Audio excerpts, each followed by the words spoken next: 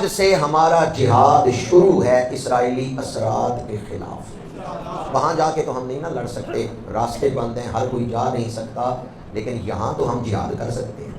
اپنے گھر کو اسرائیلی اثرات سے پاک کریں، اپنی اولاد کی تربیت کریں، وہ کس طرح موبائل استعمال کرتے ہیں یہ چیک کریں، اپنے معاشرے کو اسرائیلی مصنوعات سے پاک کریں۔ آج تک پاکستان نے نہیں مانا اسرائیل کو، کیوں؟ جس دن ہم اسرائیل کو مانیں گے اس دن ہم نے فلسطینیوں پر ظلم کیا ہے، انہیں گھر سے نکالا۔ یہ اسرائیلی ڈاکو ہیں جو آ کے اس جگہ پہ قبضہ کرنا چاہتے ہیں۔ انہیں شروع میں نو آباد کار کہا جاتا تھا کہ دنیا کے مختلف علاقوں سے انہیں اٹھا کے یہاں لا کے بسایا گیا۔ پاکستانیوں نے دین کو مذاق بنا لیا، ہم فتوے کو بھی تقریر سمجھ رہے ہیں یا تجویز نہیں، انہوں نے شرعی حکم بیان کیا ہے۔ اس سے پہلے بھی کبھی ہم نے جہاد کا فتویٰ دیا ہے کشمیر کے لیے، اس وقت جہاد ہوتا بھی رہا ہے۔ جو بارڈر آپ کے ساتھ لگتا ہے وہاں تو آپ جہاد کر نہیں سکے، وہاں جا کے کیسے کریں؟ مذاق نہیں بنایا ہم نے دین کو، یہ بارڈر ساتھ لگتا ہے ہمارے، یہاں تو ہم خاموش۔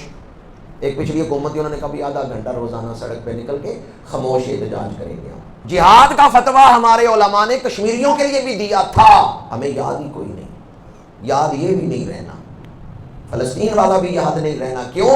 جنہوں نے پلاننگ کی ہے انہوں نے بڑی مضبوط بنیادوں پہ پلاننگ کی ہوئی، انہوں نے ہمارے ذہن بھی قابو کیے ہوئے ہیں۔ جنہوں نے یہ کام شروع کیا ہے انہوں نے بڑی مضبوط پلاننگ کر کے یہ کام شروع کیا۔ آج جس دور میں ہم زندگی گزار رہے ہیں، دو حدیثیں مختصراً عرض کر رہا ہوں۔ ایک حدیث پاک تو یہ ہے کہ جس کے دل میں شہادت کی آرزو نہیں اس کا ایمان کامل نہیں۔ کامل ایمان والا وہ ہے جو رب سے شہادت مانگتا ہے، یا اللہ جانا تو ہم سب نے دنیا سے ہے، جب آخری وقت آئے ہمیں شہادت کی موت عطا فرما۔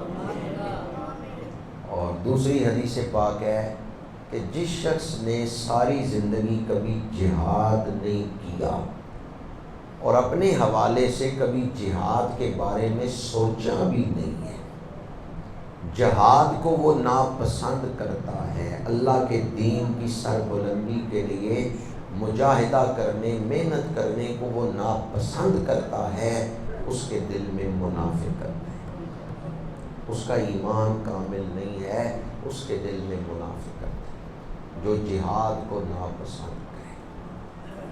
ہمارے ہاں چند دن پہلے مفتی صاحب نے فتویٰ دیا ہے، کس چیز کا فتویٰ دیا ہے؟ تاریخ میں بڑی بڑی بے حس قومیں آئی ہوں گی، اور آج بھی میں یہاں سبڑیال آتے ہوئے سوچ رہا تھا کہ چلو پاکستان نہیں بول رہا فلسطین کے حق میں، کوئی اور ملک ہی بولتا۔ 57 اسلامی ملکوں میں کوئی بھی نہیں بولتا۔ آپ کے علم میں ہے کوئی ملک بولا ہو؟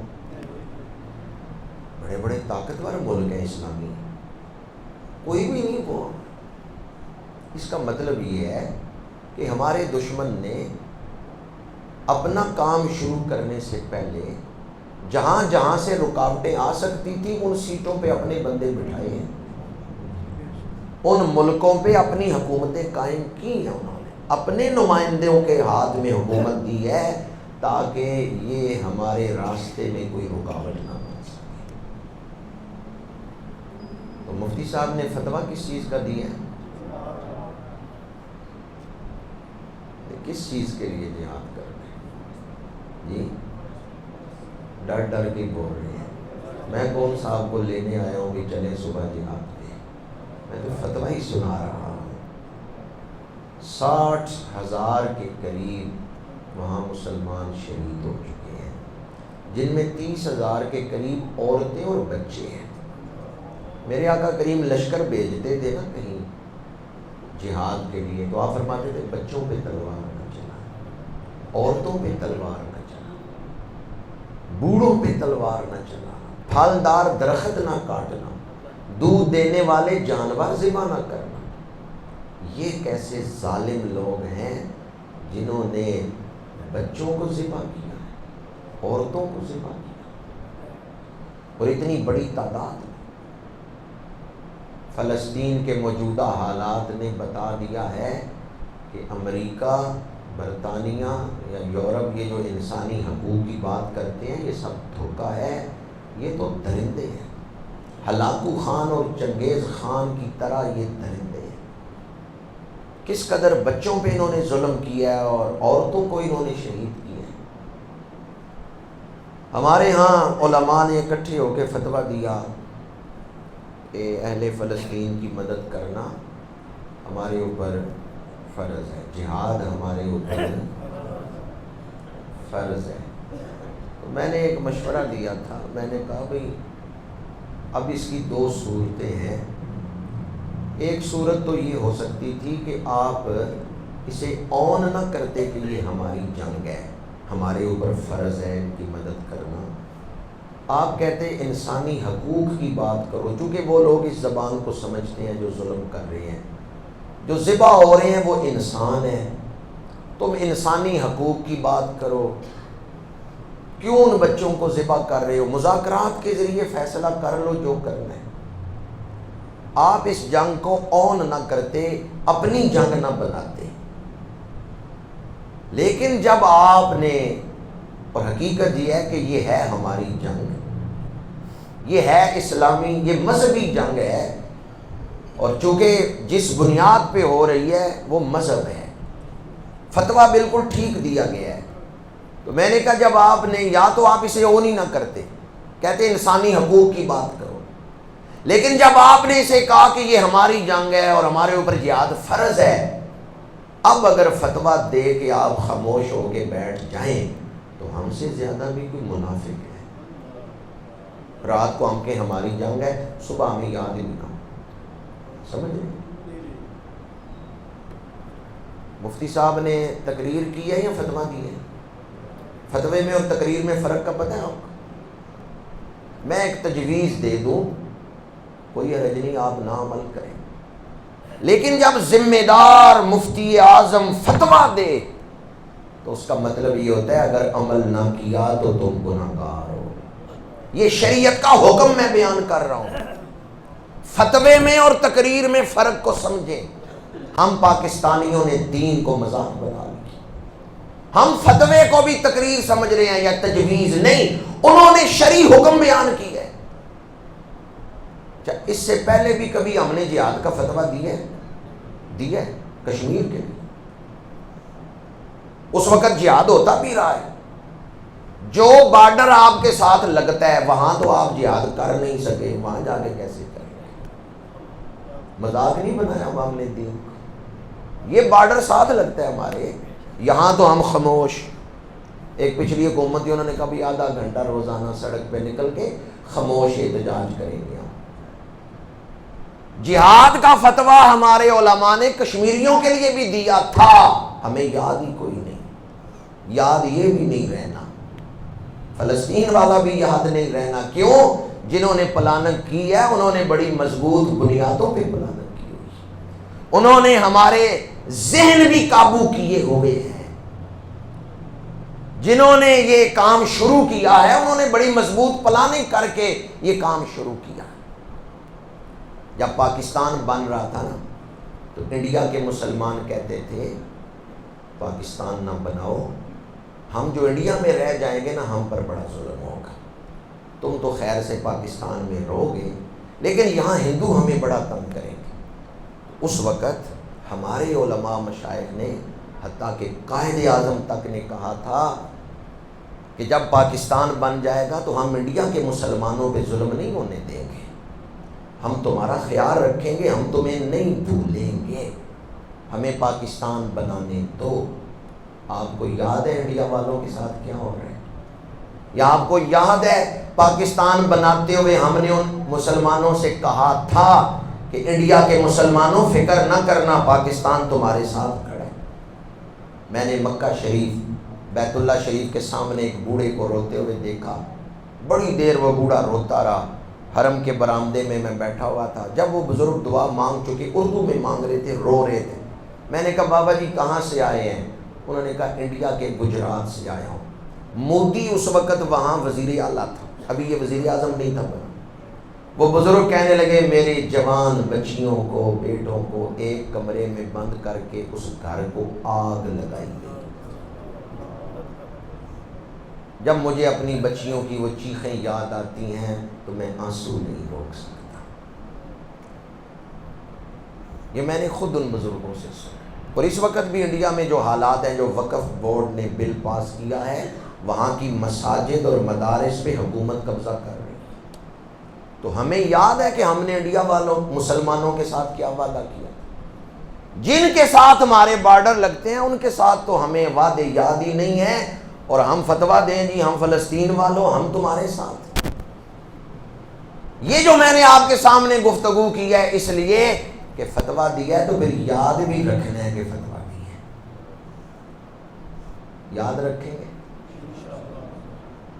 فلسطین میں جا کے اسرائیلیوں کے سامنے کھڑے ہو کے مسلمانوں کی حفاظت کرنا یہ تو بعد کا کام ہے، دور کا کام ہے. آج ہم اس مسجد میں بیٹھ کے اعلان کرتے ہیں کہ آج سے اسرائیل کے خلاف ہم اپنے گھر میں اپنے معاشرے میں جہاد کریں گے اور اسرائیلی اثرات سے اپنے معاشرے کو پاک کریں گے. ہمارے گھروں کے اندر اسرائیلی اثرات ہیں. یہ موبائل کے ذریعے ہم اپنی اولادوں کی تربیت کریں گے کہ اسرائیل سے بچاؤ اپنے آپ. ہماری اولادوں کے ذہن اغوا کر لیے اور اپنے معاشرے میں جو اسرائیلی اثرات ہیں ان سے اپنے معاشرے کو پاک کریں گے. کیا اس کے لیے آج کوئی ارادہ کرتا ہے؟ ڈر ڈر کے انشاءاللہ کریں. تو میں نے ان دنوں میں چند جگہوں سے یہ وعدہ لیا، لیکن اتنا ٹھلا آہستہ جواب کسی نے نہیں دیا جتنا سمڑیال والے نے. نعرہ تکبیر. یہ نعرہ ایسے نہیں لگانا کہ جیسے آپ جلسے میں بیٹھے ہیں. یہ نعرہ اس طرح لگانا ہے میدان جہاد میں کھڑے ہیں. یہ تقریر جو میں کر رہا ہوں یہ بھی جہاد ہے، اور آپ جو فلسطینیوں کے ساتھ اظہار یکجہتی کر رہے ہیں یہ بھی جہاد ہے. ہم جہاد کر رہے ہیں اس درس قرآن میں بیٹھ کے، اسلام اور اہل اسلام کا ذکر کر کے ہم جہاد کر رہے ہیں اس دور کے گمراہیوں کے خلاف اور اس دور کے ظلموں کے خلاف اور اسلام دشمنوں کے خلاف. یہ بھی جہاد ہے. اب آپ نے نعرہ اس طرح لگانا ہے جیسے مجاہد نعرہ لگاتے ہیں. نعرہ تکبیر، نعرہ تکبیر، نعرہ رسالت، غلامی رسول میں موت بھی. آپ کا یہ نعرہ فلسطین میں تو نہیں پہنچے گا، اہل فلسطین تو یہ نعرہ نہیں سنیں گے، پر میرا ایمان ہے آپ کا یہ نعرہ مدینہ منورہ پہنچ رہا ہے.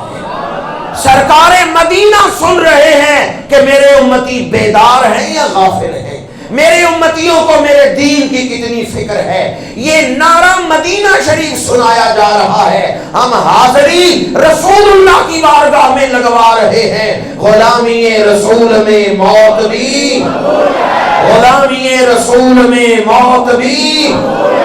الجہاد الجہاد، لبیک لبیک، الجہاد الجہاد، لبیک لبیک. پاکستان 1947 میں بنا، 1948 میں اسرائیل بنا. آج تک پاکستان نے اسرائیل کو تسلیم نہیں کیا. یہ پچھلے دنوں میں مشورہ دے رہے تھے بھی 2 ریاستی معاہدہ کیا جائے. ہم کیوں نہیں تسلیم کرتے اسرائیل کو؟ میں آسان سی مثال دے رہا ہوں. یہ سارا مسئلہ جو فلسطینیوں کا اسرائیلیوں کا ہے وہ آسان لفظوں میں آپ کو سمجھا رہا ہوں. یہ مسجد جس میں ہم بیٹھے ہوئے ہیں یہ کس مسلک کی ہے؟ اگر آ جائے کوئی کافر، مرزئی کافر ہے، مرزئی آ جائیں اور کہیں جی یہاں دیوار کھینچیں، کہیں یہ آدھا حصہ تمہارا ہے، یہ آدھی مسجد ہماری ہے، نام تو وہ بھی لیتے ہیں،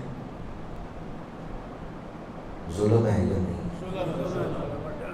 اگر وہ طاقت میں ہو، بظاہر نظر آنے میں وہ طاقت میں ہو، دیوار بھی کھینچ لیں، بندے بھی لا کے بٹھا دیں. اب کوئی کہ بھی رولا مکاؤ، ادھی انہوں نے دیو ادھی تسی لو، وہ بھی ظلم کر رہے ہیں. مسئلہ سمجھ آیا؟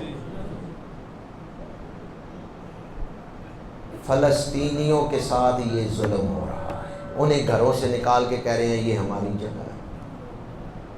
اس لیے قائد اعظم نے کہا تھا یہ امریکہ کا ناجائز بچہ ہے اور یہ امت کے جسد میں خنجر گھونپا گیا۔ لیاقت علی خان، قائد اعظم تو فوت ہو گئے، لیاقت علی خان کو امریکہ بلایا گیا اور امریکہ نے کہا اسرائیل کو مان لو، ہم نئی ریاست ہے پاکستان، پاکستان کو اتنا جو ہے وہ مالی مدد کریں گے، فلاں فلاں محاذ پہ ہم پاکستان کی کامیابیوں کے لیے کوشش کریں گے، پاکستان بڑی کامیاب ریاست بن جائے گا، اسرائیل کو مانو۔ لیاقت علی خان نے کہا over soul is not for sale, ہماری روح برائے فروخت نہیں، over soul is not for sale, ہماری روح برائے فروخت نہیں۔ آج تک پاکستان نے نہیں مانا اسرائیل کو، کیوں؟ جس دن ہم اسرائیل کو مانیں گے اس دن ہم نے فلسطینیوں پر ظلم کیا ہے، انہیں گھر سے نکال دیا ہے۔ یہ اسرائیلی ڈاکو ہیں جو آ کے اس جگہ پہ قبضہ کرنا چاہتے ہیں۔ انہیں شروع میں نو آباد کار کہا جاتا تھا کہ دنیا کے مختلف علاقوں سے انہیں اٹھا کے یہاں لا کے بسایا گیا ہے۔ 2000 سال پہلے، یہ 2025 ہے، 2000 سال پہلے عیسائیوں نے انہیں نکالا تھا اور 2000 سال یہاں وہ زمین نہیں تھے خرید سکتے، دنیا کے مختلف ملکوں میں آباد تھے۔ لیکن اب ان یہودیوں نے یہ جملہ بولتے ہوئے میرا دل پھٹتا ہے، لیکن مجبور ہو کے بول رہا ہوں کہ شاید کسی کے دل تک آواز پہنچ جائے۔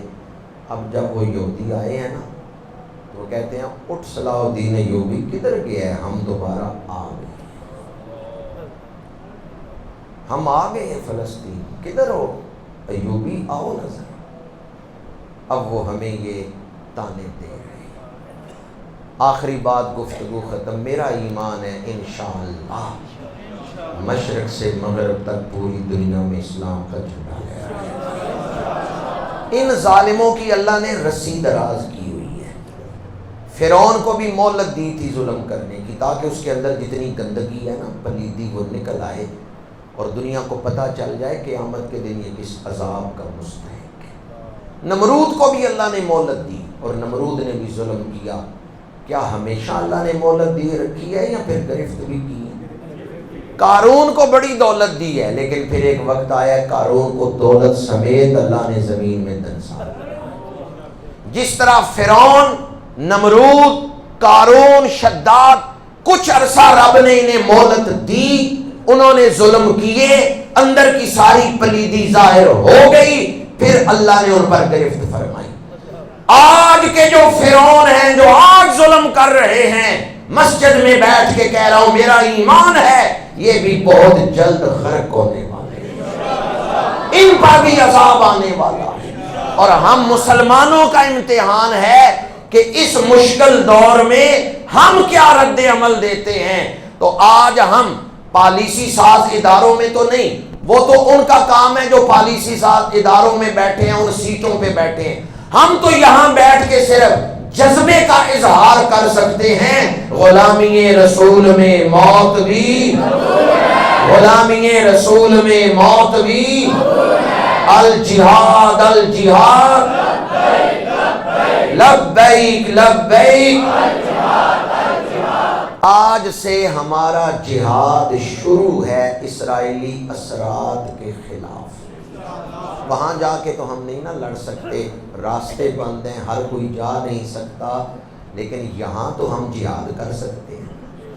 اپنے گھر کو اسرائیلی اثرات سے پاک کریں، اپنی اولاد کی تربیت کریں، وہ کس طرح موبائل استعمال کرتے ہیں یہ چیک کریں، اپنے معاشرے کو اسرائیلی مصنوعات سے پاک کریں۔ چہرہ بھی ہمارا اور جوتا بھی ہمارا، ہمارے پیسوں سے وہ ہمارے اوپر ہی بم پھینکیں۔ اپنے معاشرے کو اسرائیلی اثرات سے پاک کرنے کے لیے آج ارادہ کریں کہ جو میں کر سکتا ہوں یا کم از کم اپنی اولاد کو اتنا تو بتاؤں کہ یہ بہت بڑے ظالم ہیں جو ظلم کر رہے ہیں۔ یہودیوں کے سکولوں میں بچے پڑھتے ہیں، سکول ان کے ہیں، فیس بینک میں جمع کراتے ہیں اور بینک وہاں بھیجتا ہے باہر کے ملک۔ ان کے سکول یہاں چل رہے ہیں، ان کے ادارے یہاں چل رہے ہیں۔ ہمارے اندر قومی ملت کا شعور تو ہے ہی نہیں۔ ان یہودیوں نے ظاہر کر دیا مسلمان امت نہیں ہے، ایک امت نہیں ہے۔ اگرچہ ملکوں میں مسلمان رہتے ہیں، بڑے بڑے ولی اور نیک لوگ بھی رہتے ہیں، لیکن وہ جو امت کا تصور ہے نا، انما المؤمنون اخوہ، کہ مومن آپس میں بھائی بھائی ہیں، وہ تصور انہوں نے ختم کیا۔ آج ہم ارادہ کرتے ہیں یہاں سے ہم جو کچھ ان فلسطینیوں کے لیے کر سکتے ہیں وہ کریں گے، اور کچھ نہیں کر سکتے، دعا تو کر سکتے ہیں کہ یا اللہ ہمیں معافی عطا فرما، یا نئی نسل کے ذہن میں شعور تو پیدا کر سکتے ہیں کہ وہ دوست اور دشمن کو پہچان سکے۔ میں ان الفاظ پر گفتگو سمیٹتا ہوں کہ محمد سے وفا تو نے تو ہم، یہ جہاں چیز ہے کیا لوح و قلم، مستقبل اسلام کا ہے، انشاءاللہ مستقبل اسلام کا ہے۔ یہ تھوڑا عرصہ آزمائش کا ہے، جس میں جو شہید ہوئے ہیں ان کے درجے بلند ہیں، جو صبر کر رہے ہیں ان کے بھی درجے بلند ہیں، جو کوشش کر رہے ہیں کہ دین کا غلبہ ہو ان کے بھی درجے بلند ہیں۔ یہ اللہ کی اپنی حکمتیں ہیں، ہمیں آزمائش کے اس دور سے گزار رہا ہے، ورنہ وہ وقت دور نہیں کہ جب اسرائیل اور امریکہ ہی آپس میں ایک دوسرے کے دشمن ہوں گے، اور جس دن یہ ایک دوسرے کے دشمن ہوں گے اس دن عالم اسلام کی جان ان سے چھوٹ جائے گی۔ اللہ پاک ہمیں اصلاح معاشرہ میں اپنا مثبت کردار ادا کرنے کی توفیق عطا فرمائے۔ مایوسی کی کوئی جو ہے وہ صورت نہیں ہے۔ اگر کوئی سوشل میڈیا کے ذریعے آپ کو مایوس کرتا ہے نا کہ مسلمان کمزور ہیں یا مسلمان اس طرح ہیں یا مسلمان اس طرح ہیں، کبھی مایوسی کو قریب نہ آنے دیں۔ انشاءاللہ مستقبل اسلام کا ہے، پوری دنیا پہ ایک جھنڈا لہرائے گا جس پہ لکھا ہوگا لا الہ الا اللہ محمد الرسول۔